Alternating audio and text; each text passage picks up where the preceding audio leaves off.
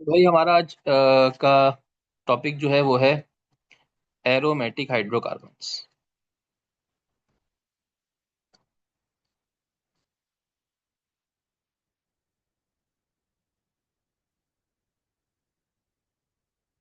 Previously हमने aliphatic hydrocarbons cover किया था। Now we are starting aromatic hydrocarbons. तो ये एरोमेटिक हाइड्रोकार्बन्स क्या होते हैं, आइए हम इसको देख लेते हैं, इसके हवाले से बात कर लेते हैं और समझ लेते हैं भाई एरोमेटिक हाइड्रोकार्बन्स में हमारे आने वाला कोर्स क्या है। ठीक है। अच्छा, ये जो अब मैंने एलिफेटिक हाइड्रोकार्बन्स कवर करवाया, इसकी रिकॉर्डिंग और इसकी पीडीएफ, इसका जो मैं शॉर्ट लिस्टिंग में बना रहा हूँ वो सारी बेटा मैं आपके क्लासरूम पर अपलोड कर दूंगा। तो वो जो क्लासरूम वाला पार्ट है, आप वहां से जाकर उसको देख लीजिएगा। वहां से आपको इंशाल्लाह ये मिल जाएंगी सारी चीजें। ठीक है। तो इसकी एमसीक्यूज भी अपलोड कर दूंगा, एमसीक्यूज भी देख लीजिएगा। तो एरोमेटिक हाइड्रोकार्बन्स के अंदर बेसिकली हमने क्या पढ़ना होता है, हमने पढ़ना होता है बेंजीन को। हमने पढ़ना होता है बेंजीन को पढ़ना होता है। और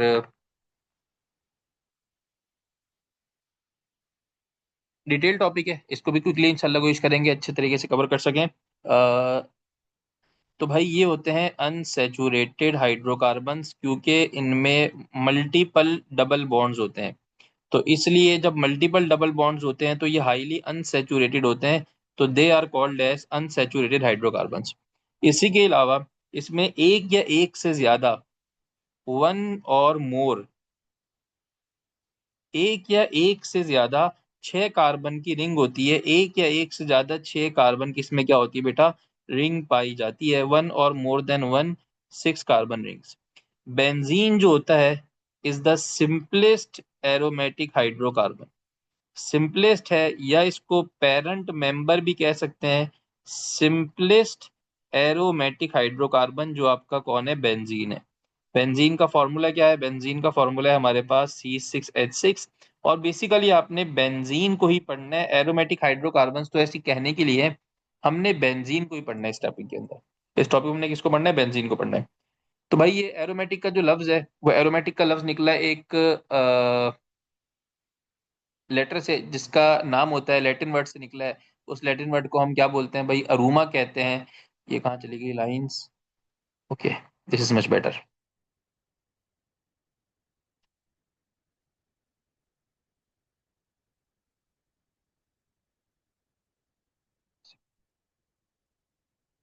बड़ा कैसे होगा ये, बेटा एक मिनट दीजिएगा। यस। तो भाई एरोमेटिक का जो लफ्ज है वो, aromatic is drive from the Latin word, जिसको हम क्या कहते हैं, अरूमा। और अरूमा का मतलब क्या होता है, फ्रेग्रेंस। तो अब इस फ्रेग्रेंस से मतलब ये समझ में आया कि एरोमेटिक कंपाउंड की जो फ्रेग्रेंस होती है वो अच्छी होती है, गुड फ्रेग्रेंस मॉलिक्यूल होते हैं। लेकिन ये कोई रूल ऑफ थंब नहीं है कि हर मॉलिक्यूल जो होता है एरोमेटिक का, वो एक अच्छी खुशबू रखता है, ऐसा नहीं है।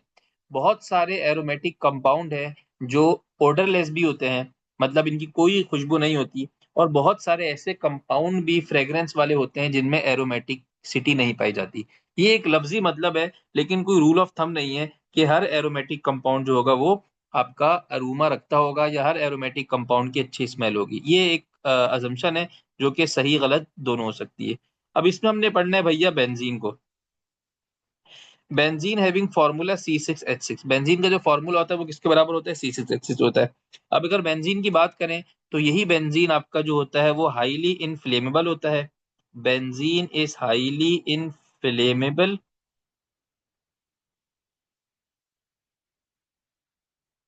नहीं नहीं बेटा, अगर आपके नोट्स बने हुए हैं ऑलरेडी, आपने जैसे पढ़ा हुआ है, रिवीजन कर रहे हो, तो आपको नोट्स दोबारा बनाने की जरूरत नहीं है। नो, आप खाली रिवीजन कर लो, कलरलेस। और मेरा मशवरा है, अगर रिवीजन इसलिए कर रहे हो कि क्लास रह गई थी उन बच्चों के लिए और तभी वो रिवीजन कर रहे हैं, तो वेल एंड गुड है। नहीं तो अगर आपको पूरा लेक्चर आपने पहले लिया हुआ है, पढ़ा हुआ है, तो you are good to go for the MCQs. आप एमसीक्यूज को प्रिपेयर करो, रादर देना पूरे लेक्चर को दोबारा लो।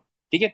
तो हाईली, अगर हाँ क्लास रह गई थी उस टाइम, चैप्टर रह गया, तो इसलिए हम बच्चों हम लोग सजेस्ट करते हैं और रिवीजन। लेकिन एक बच्चे ने पहले 2 घंटे की क्लास ली हुई है, अब दोबारा 2 घंटे की क्लास ले रहा है, फिर 2 घंटे की क्लास लेगा, तो क्लास अगर आपने ले ली, टॉपिक आपको पता है, तो you need to practice the MCQs rather than आप एक ही चीज को बार बार देखते रहो। तो हाईली इन्फ्लेमेबल होता है, कलरलेस होता है, कार्सिनोजेनिक लिक्विड होता है, मतलब कैंसर कॉज करता है ये। अगर इसके मेल्टिंग पॉइंट की बात करें तो मेल्टिंग पॉइंट जो बेंजीन का होता है वो मेल्टिंग पॉइंट होता है 5.5 डिग्री सेल्सियस। और अगर इसके बॉइलिंग पॉइंट की बात करें, ये बेटा लाजमी याद रखिएगा, इसलिए लिखवा रहा हूँ कि ये पेपर में पूछा जाता है, बहुत कॉमन है बॉइलिंग पॉइंट ऑफ बेंजीन और melting point of benzene. Boiling point जो होता है वो किसके बराबर होता है, 80 डिग्री सेल्सियस के बराबर होता है। बेंजीन की सॉल्युबिलिटी की बात की जाए तो ये वाटर के अंदर इनसॉल्युबल होता है, क्योंकि इसमें कोई हाइड्रोजन बॉन्डिंग नहीं है, कोई पोलैरिटी नहीं है। तो हाइड्रोजन बॉन्डिंग और पोलैरिटी के एब्सेंस की वजह से इनसॉल्युबल इन वाटर होता है। बट अगर इसकी सॉल्युबिलिटी की बात की जाए तो ये सॉल्युबल होता है इन ऑर्गेनिक सॉल्वेंट्स, जिसको हम कहते हैं लाइक डिजोल्व लाइक का कॉन्सेप्ट। ऑर्गेनिक सॉल्वेंट्स में ये क्या होता है बेटा, बेटा मेरी ये राइटिंग हाँ गंदी गंदी है, मैं और कोशिश करता हूँ साफ सुथरा कर लूँ। सही है बेटा, मैं कोशिश करता हूँ थोड़ा साफ सुथरा कर लूँ। और एक बच्चा कह रहा है सर राइटिंग क्लियर लिखें। चलें जी, अच्छा क्लियर लिख देते हैं यार, क्यों नाराज हो रहा है शहजादे। अब खराब राइटिंग है तो क्या कर सकते हैं, कोशिश तो करते हैं अच्छी हो जाए। तो भाई बेंजीन के हवाले से भी हम पढ़े जा रहे हैं इंट्रोडक्शन। तो सबसे पहले बेंजीन का हमने मॉलिक्यूलर मास ड्राइव किया। The method which is use for the derivation of molecular mass of benzene बड़ा इंपॉर्टेंट है। What is the method to determine the molecular formula of benzene? Molecular mass of benzene, sorry, molecular mass of benzene formula तो नहीं मिला था। उस method को हम कहते हैं vapour density method. Vapour density method is a method to determine the molecular mass of benzene. Vapour density method से आपने बेंजीन का क्या निकाला था,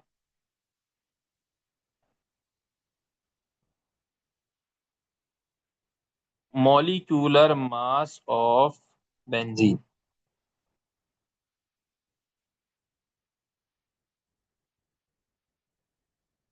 ठीक है, और क्या निकला था मॉलिक्यूलर मास ऑफ बेंजीन, ये भी पता होना चाहिए आपको, 78.108 ग्राम्स पर मोल। 78.108 ग्राम्स पर मोल मॉलिक्यूलर मास ऑफ बेंजीन निकला using vapour density method. Vapour density method के बाद एक और मेथड था जिसको हम कहते हैं एलिमेंटल एनालिसिस मेथड। ये पॉइंट्स हैं जो बेटा पेपर में आते हैं, किताब में लिखे हुए हैं।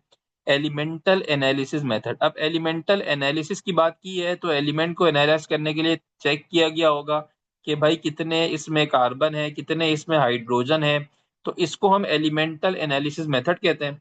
और इस एलिमेंटल एनालिसिस मेथड के अंदर जो बेंजीन का ड्राइव किया हमने, वो क्या ड्राइव किया, इम्पेरिकल फॉर्मूला। वो क्या ड्राइव किया, इम्पेरिकल फॉर्मूला ऑफ बेंजीन। उससे हमने जो ड्राइव किया वो क्या था, इम्पेरिकल फॉर्मूला ऑफ बेंजीन। और वो जो निकला वो क्या निकला भाई, कि बेंजीन में कार्बन और हाइड्रोजन मौजूद है 1:1 के रेशो में, मतलब 6 कार्बन है तो 6 हाइड्रोजन इसके अंदर मौजूद हैं। और इंपेरिकल फॉर्मूला से इंपेरिकल मास निकाला बेंजीन का तो 13.108 ग्राम्स पर मोल आया। 13.108 ग्राम्स पर मोल आया। तो ये बेंजीन का भी इंट्रोडक्शन चल रहा है कि बेंजीन भाई कैसे दिखते हैं। ये सारे पॉइंट्स जो है इंट्रोडक्शन से रेलिवेंट, बेटा ये एमसीक्यू में आते हैं तो इसको याद रखिएगा। बेंजीन का जो स्ट्रक्चर है वो कैसा है, रेगुलर हेक्सागोनल स्ट्रक्चर। बेटा जिसको नींद आ रही है मेरा प्यारा बेटा, आपके पास एक रेड कलर का बटन आ रहा है, उस रेड कलर के बटन को जरा गौर से देखें और दबा के देखें क्या होता है, शायद नींद भाग जाए आपकी। सॉरी बेटा, मुझे अच्छा नहीं लगता कि अभी क्लास को बहुत तवील लेके जाऊं, लेकिन बेटा हमें कोर्स भी टाइम पे खत्म करना है और दूसरा ये है कि हमारे पास टाइम भी कम है। तो मैं भी सुबह का बेटा 6 बजे को उठा हुआ होता हूँ और 5:30 6 बजे को उठा हुआ होता हूँ। और ये बल सब ऐसा समझें कि मैंने आज दोपहर में लंच भी नहीं कर सका मैं, और मैं ऑफिस से आया हूँ। और ऑफिस से आके ही मैंने अपनी क्लास, बस 5 मिनट मुझे मिले हैं क्लास स्टार्ट किए, और अभी भूख से शदीद हाल हुआ हुआ है मेरा। लेकिन कोशिश यही है बेटा जो टॉपिक टारगेट किया हुआ है वो कंप्लीट हो जाए, ठीक है। तो बहुत ज्यादा नहीं पढ़ाऊंगा, टाइम तक क्लास लेंगे, जो हमारा टाइम है उस तक क्लास लेंगे। और जितना कवर हो सके उतना करेंगे, ठीक है। तो भाई रेगुलर हेक्सागोनल स्ट्रक्चर होता है बेंजीन का। बॉन्ड एंगल जो होता है 120 डिग्री के बराबर होता है कार्बन हाइड्रोजन का। मतलब बेंजीन के अंदर जो बॉन्ड एंगल होता है 120 डिग्री के बराबर होता है। और बेंजीन के अंदर जो हाइब्रिडाइजेशन होती है वो sp2 हाइब्रिडाइजेशन होती है। अभी हाइब्रिडाइजेशन पढ़ेंगे तो वहां बेंजीन की हाइब्रिडाइजेशन भी देखेंगे, स्ट्रक्चर ऑफ बेंजीन के अंदर। बेंजीन की एक स्टेबिलिटी की बात होती है। स्टेबिलिटी की वजह से बेंजीन के अंदर एक नई किस्म की एनर्जी होती है, due to stability. Due to stability benzene के पास एक खास किस्म की एनर्जी होती है उस एनर्जी को हम बोलते हैं रेजोनेंस एनर्जी। रेजोनेंस एनर्जी, ये बेंजीन के मल्टीपल स्ट्रक्चर की वजह से, बेंजीन की जो स्टेबिलिटी होती है उसकी वजह से रेजोनेंस एनर्जी होती है। एक एनर्जी बेंजीन के अंदर पाई जाती है, this energy is called as resonance energy. और इस एनर्जी के पाए जाने की वजह क्या होती है? Multiple structure of benzene, benzene के मल्टीपल स्ट्रक्चर। और इसकी जो वैल्यू होती है वो वैल्यू होती है 150.5 किलो जूल्स पर मोल के। 150.5 किलो जूल्स पर मोल के। कुछ किताब में 152 भी लिखा हुआ होता है। अच्छा, कुछ किताबों में 152 भी लिखा हुआ होता है। एग्जामिनर कभी जिंदगी में आपको 152 और 150.5 का ऑप्शन नहीं देगा, ठीक है। अगर दे तो आपने अपनी किताब को फॉलो कर लेना है, आपने अपनी किताब को फॉलो कर लेना, आपकी किताब में क्या लिखा हुआ है। तो कुछ किताब में 152 लिखी हुई होती है, और कुछ किताब में क्या होता है बेटा, 150.5 किलो जूल्स पर मोल भी होता है, ठीक है। अच्छा जनाब।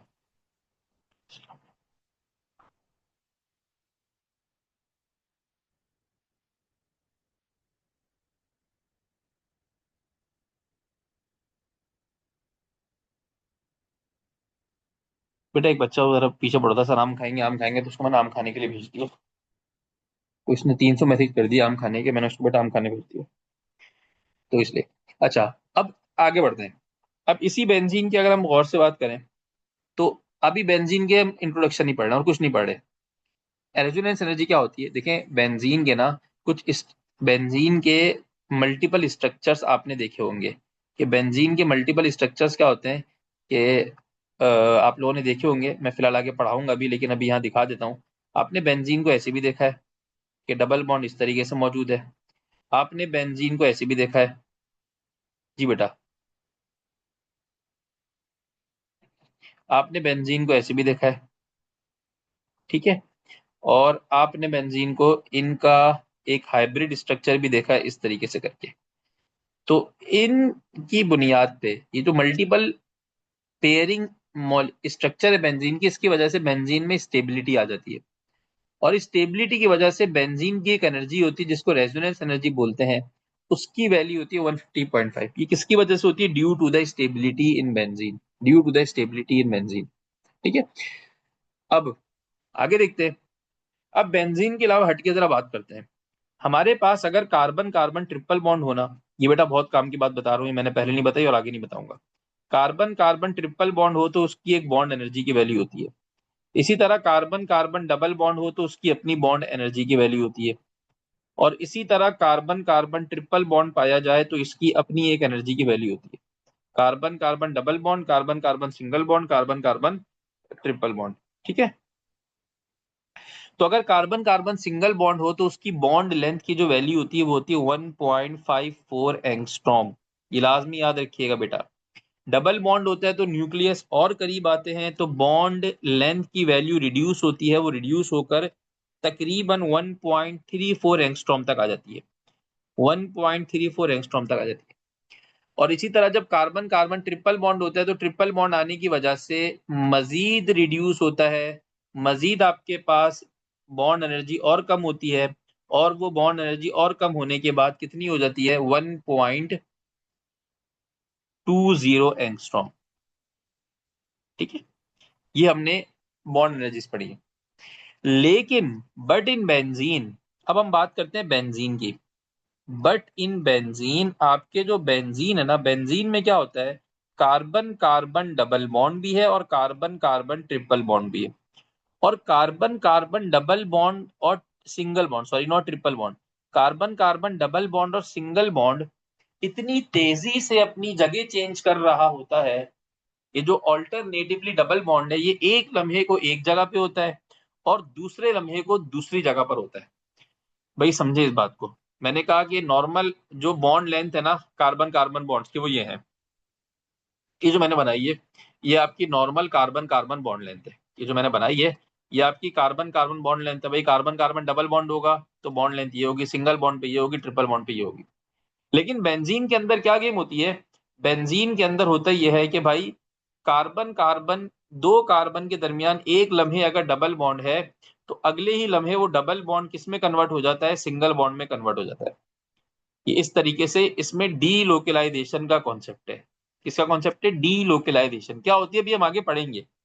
ये डबल बॉन्ड यहां पर आ जाएगा, ये डबल बॉन्ड यहां पर आ जाएगा, और ये डबल बॉन्ड यहां चला जाएगा। तो ये होती है डी लोकलाइजेशन। इस डी लोकलाइजेशन की वजह से अब क्या होगा? अब होगा क्या भाई? कार्बन बेंजीन के फुदकने लग जाएंगे। जब उनके दरमियान डबल बॉन्ड होगा तो उनकी बॉन्ड लेंथ 1.34 होगी। जब सिंगल बॉन्ड होगा तो बॉन्ड लेंथ 1.54 होगी। फिर डबल बॉन्ड हो जाएगा तो 1 पॉइंट। तो इसी तरह कार्बन कार्बन स्प्रिंग की तरह फुदक रहे होंगे। ऐसा नहीं होता। बेंजीन के केस में जो कार्बन कार्बन की बॉन्ड लेंथ होती है ना, वो फिक्स हो जाती है। और वो किसके बराबर हो जाती है? कार्बन कार्बन बॉन्ड लेंथ वो बराबर होती है ना सिंगल बॉन्ड वाले के और ना डबल बॉन्ड वाले के। वो एक नई वैल्यू हो जाती है 1.40 एंगस्ट्रॉम के बराबर। वो किसके बराबर हो जाती है? 1.40 एंगस्ट्रॉम के बराबर हो जाती है, अगर कार्बन कार्बन एनी बॉन्ड मौजूद हो। ठीक है। Angstrom is a unit, angstrom is a unit और atomic unit of length. Length का एटॉमिक यूनिट होता है। तो ये बेटा आपने लाजमी लाजमी लाजमी याद रखना है कि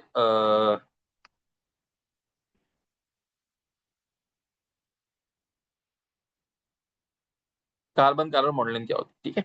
तो आज की क्लास में हम सिर्फ क्या रखते हैं, एक टॉपिक पढ़ लेते हैं, प्रिपरेशन ऑफ बेंजीन का छोटा सा टॉपिक है, ताकि हमारा एक इनफ रिकॉर्डिंग हो जाए, क्योंकि मैंने रिकॉर्डिंग को दो हिस्सों में स्प्लिट कर दिया है। तो अगर मैं प्रिपरेशन नहीं कराऊंगा ना तो ये रिकॉर्डिंग बहुत छोटी हो जाएगी। तो हम प्रिपरेशन ऑफ बेंजीन आज कर लेते हैं। कल इंशाल्लाह हम बेंजीन के जो रिएक्शंस हैं और वो कंप्लीट करके कल कोशिश करेंगे कि बेंजीन हमारा इंशाल्लाह कल कंप्लीट हो जाए। तो कल हमारा बेंजीन कंप्लीट हो जाएगा। और परसों फिर आपकी क्लास नहीं होगी क्योंकि मैं शायद ट्रैवल कर रहा हूँगा। तो परसों संडे ट्यूसडे रात को मेरी फ्लाइट है, तो वेडनेसडे सुबह इंशाल्लाह पहुंच जाऊंगा मैं। तो परसों आपकी क्लास नहीं होगी, कल तो होगी। कल तो होगी अपनी क्लास, ट्यूसडे वाले दिन नहीं होगी। तो ट्यूसडे कंपलसेटरी क्लास फिर हम देखेंगे, थर्सडे लगा दें फ्राइडे लगा दें, वो फिर मैं क्लास अनाउंस कर दूंगा। ठीक है। तो फिलहाल अभी हम इसके बढ़ते हैं प्रिपरेशन ऑफ बेंजीन। बेटा 1.397 हो 1.40 जो इतनी क्लोज वैल्यूज होती है ना, वो डिफरेंट डिफरेंट सोर्स बुक से ली गई होती हैं। कोई भी गलत नहीं होती। जैसे मैंने ऊपर वो लिखी और ये लिखी, तो दोनों वैल्यूज लिखी जाती हैं। कुछ किताबों में 1.397 एंगस्ट्रॉम भी होती है। You are right, you are right. कुछ किताबों में 1.397 एंगस्ट्रॉम भी होती है। ठीक है। अच्छा मेरा बेटा, आगे चलते हैं। बेंजीन की जो प्रिपरेशन है ना, सबसे पहले हम बेंजीन की प्रिपरेशन करते हैं किससे? सबसे पहले हम इसकी प्रिपरेशन करते हैं from petroleum.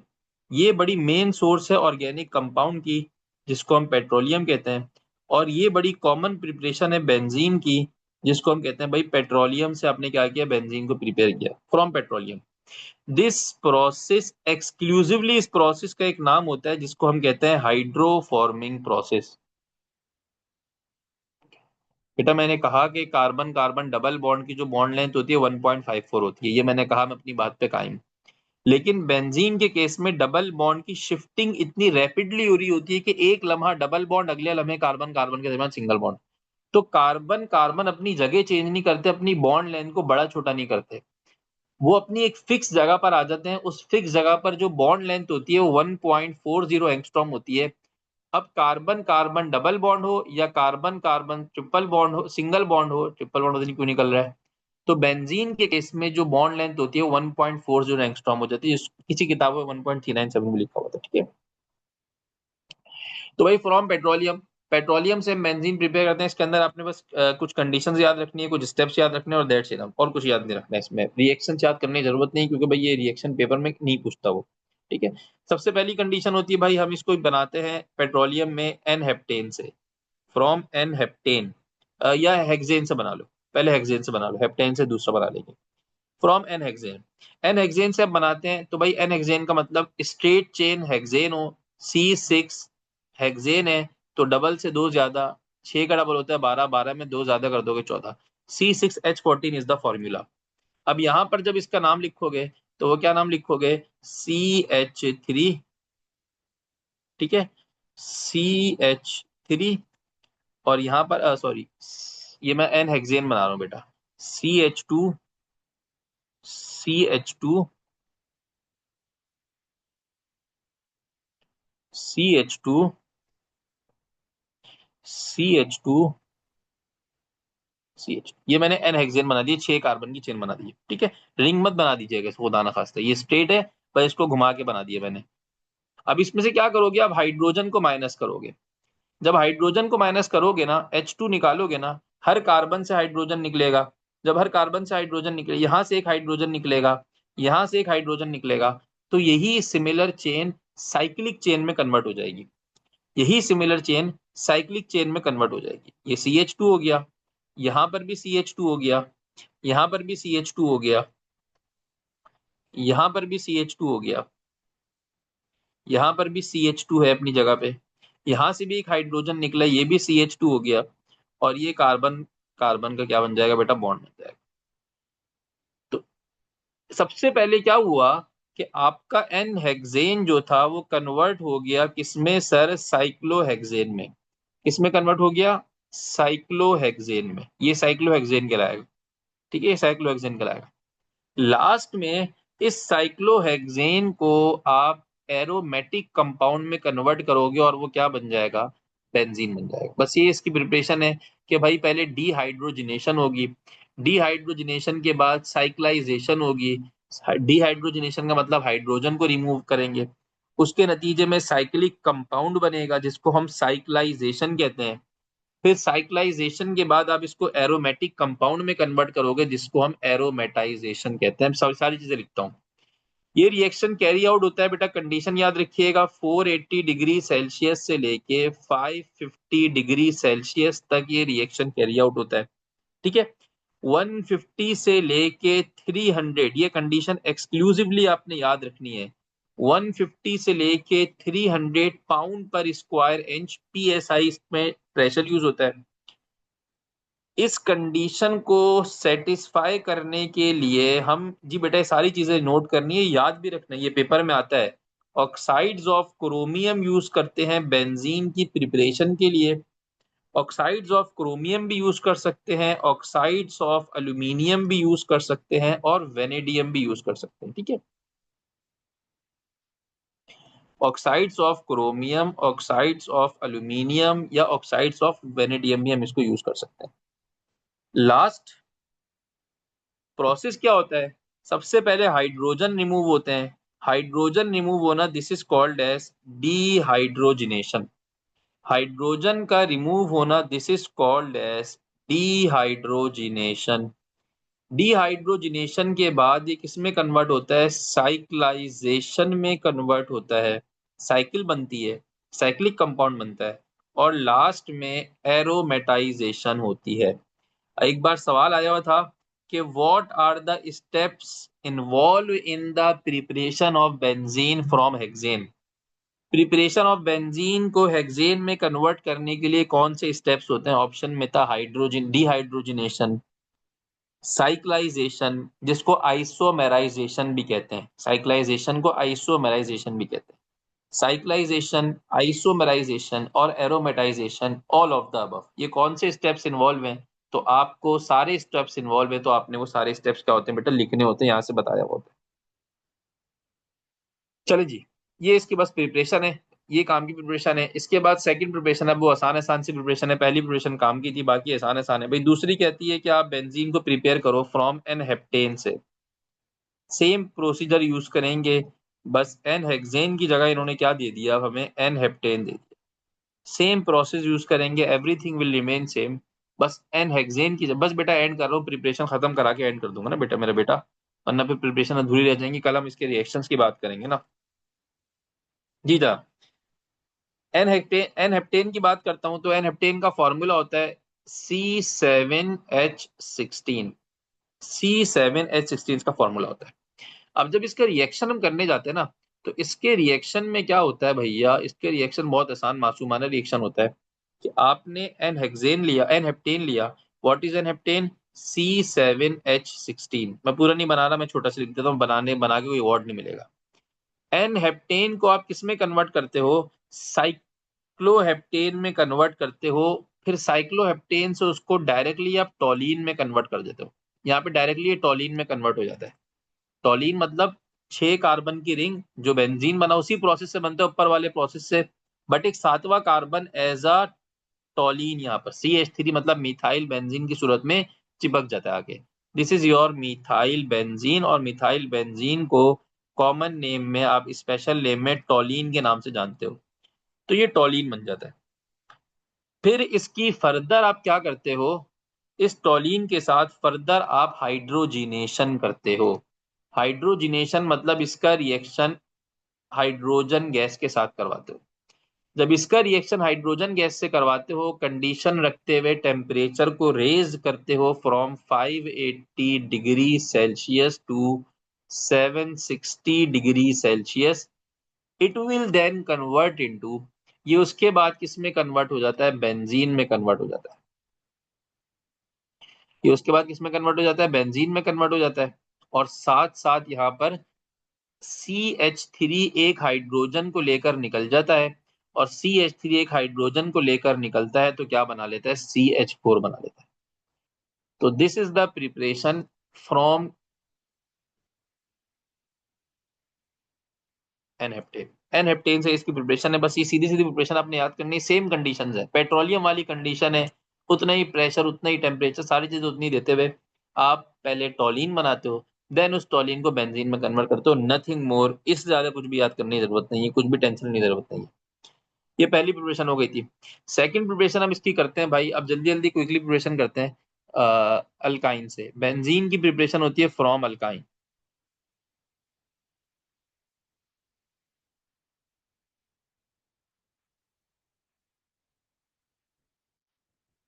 Y it is methyl benzene not phenyl? बेटा phenyl is separate thing. Phenyl का मतलब होता है, फिनाइल का मतलब होता है दिस इज योर फिनाइल। एक बच्चा कह रहा है सर ये फिनाइल क्यों नहीं है, मिथाइल बेंजीन क्यों है? मेरा बेटा फिनाइल ये होता है, ये बेंजीन रिंग, और बेंजीन रिंग पर एक फ्री रेडिकल छोड़ दो तो ये आपका क्या कहलाता है, फिनाइल कहलाता है। मतलब बेंजीन रिंग का एक हाइड्रोजन निकाल दो तो इसको आप फिनाइल कहते हो। इसको याद रखना बेटा, आप फिनाइल कहते हो, राइट? ये आपका फिनाइल है, ठीक है। और वो आपकी क्या है कि फिनाइल रेडिकल के साथ मिथाइल लग गया तो इसको आप पूरा नाम दोगे मिथाइल बेंजीन, इसको टॉलिन कह देते हो। अल्काइन के क्या क्या करोगे भाई, एक बार सवाल आया था कि which of the method is used for the preparation of benzene from alkyne? Hydrogenation, cyclisation, बिला बिला बिला, पॉलीमराइजेशन। तो यहां से सवाल आया था कि भाई अल्काइन से बेंजीन बनाना है तो कौन सा मेथड यूज होता है, तो उस मेथड का नाम होता है पॉलीमराइजेशन। जी बेटा स्टेप्स भी सेम है, पॉलीमराइजेशन। बस पॉलीमराइजेशन करोगे, तीन अल्काइन के मॉलिक्यूल पकड़ोगे, तीन अल्काइन के मॉलिक्यूल उठाओगे, मतलब एक alkyne HC triple bond CH जो C2H2 होता है, उस जैसे तीन बंदे पकड़ोगे और तीन बंदे आपस में रिएक्शन करेंगे, और वो आपस में रिएक्शन करके किसमें कन्वर्ट हो जाएंगे, बेंजीन में कन्वर्ट हो जाएंगे, C6H6। इस रिएक्शन के लिए जो कंडीशन दी जाती है वो रेड हॉट कॉपर ट्यूब होती है। रेड हॉट कॉपर ट्यूब में ये रिएक्शन होता है। ये कंडीशन लाजमी याद रखिएगा क्योंकि ये अपने अपने आप में एक यूनिक रिएक्शन है। तो अपने आप में एक यूनिक रिएक्शन है तो इसकी कंडीशन भी यूनिक है। Red hot copper tube in presence of organo nickel catalyst, organo nickel catalyst की मौजूदगी में रिएक्शन होता है और बेंजीन कन्वर्ट हो जाता है किसके अंदर, सॉरी अल्काइन कन्वर्ट हो जाता है बेंजीन के अंदर। बस दो प्रिपरेशन और हैं, खत्म, छोटी छोटी सी खल्लास, और उसके बाद हम इंशाल्लाह अपने अपने घरों को जाएंगे। फ्रॉम फिनोल, फिनोल से बेंजीन बड़ा फेमसली बनाया जाता है। फिनोल से, फिनोल का मतलब क्या होता है, इट्स सेल्फ एक एरोमेटिक कंपाउंड अल्कोहल, मतलब बेंजीन के साथ OH ग्रुप लगा हो तो ये इसको हम क्या बोलते हैं, फिनोल बोलते हैं।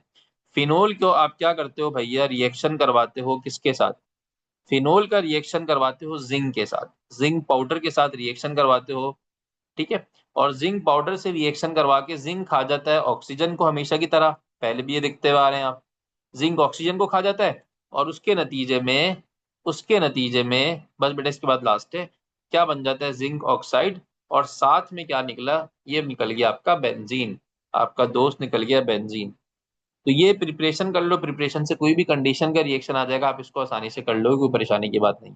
बस ये प्रिपरेशन, जो बेटा जो मैं रिएक्शंस करवा रहा हूँ इसकी प्रैक्टिस करो, फिंगर टिप्स पे वन लाइनर इसकी प्रैक्टिस करते रहो। रिएक्शन अगर आपको अच्छे से याद हो जाएंगे ना तो बेंजीन मतलब कोई भी ऑर्गेनिक केमिस्ट्री का टॉपिक आपको इजिली याद हो जाएगा। लास्ट प्रिपरेशन है भाई from sodium benzoate, from sodium benzoate, sodium benzoate इसकी लास्ट प्रिपरेशन। सोडियम बेंजुएट में क्या होता है भाई, जब सोडियम बेंजुएट की बात करते हैं तो सोडियम बेंजुएट बनाना मैंने आपको सिखाया था। ईस्टर मॉलिक्यूल है, बेंजीन का ईस्टर के साथ मामला है, तो यहां पर आपने लगाया सी डबल ओ। अगर ये CH3 लगाता तो इसको आप बोलते मिथाइल बेंजुएट, मिथाइल बेंजुएट। लेकिन सोडियम बेंजुएट है तो C डबल O के साथ सोडियम आ जाएगा, इसको आप बोल दोगे सोडियम बेंजुएट।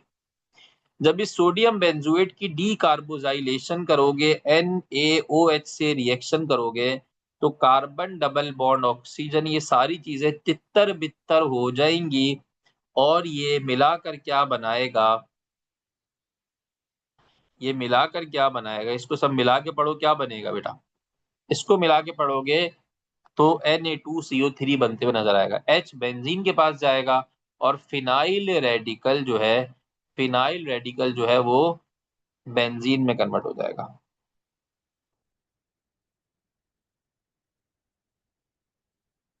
फिनाइल रेडिकल जो है वो किसमें कन्वर्ट हो जाएगा, बेंजीन में। साथ साथ क्या हो जाएगा, Na2CO3, Na2CO3।